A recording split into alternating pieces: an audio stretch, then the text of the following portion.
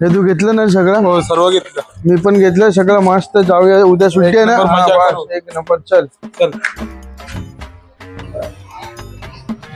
अरे प्रतीक, मनीष कुठे बाहेर चालले का?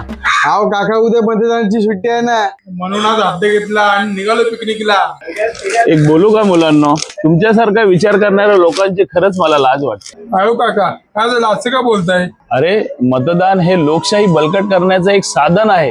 हो काका, राजकारणाचा नुसता चिखल झालेला आहे. म्हणून मतदान करायला आम्हाला कंटाळा आला यावेळी. अरे एक लक्षात येते का तुमच्या? मतदानाच्या दिवशी पिकनिकला जाऊन मतदान न करणाऱ्या लोकांमुळेच हा चिखल झालाय. मतदानाला गैरहजर राहणाऱ्या लोकांच्या नावावर ही चुकीची लोक बोगस मतदान करून आपल्या हव्या त्या उमेदवाराला जिंकून आणतात आणि त्या साधनाचा वापर न करताच तुम्ही पिकनिक करायला चाललात. त्यामुळे प्रत्येक मतदारसंघात 100% मतदान होणं गरजेचंच आहे. हो काका, बरोबर आहे तुमचं. हो काका, आम्ही नाही जाणार आहे पिकनिकला आता. उद्या आम्ही तर मतदान करूच. आणि माझ्या मित्र आणि परिवारांना पण मतदान करायला सांगू. शाबास मला, शाबास. मला तुमच्याकडून हीच अपेक्षा होती.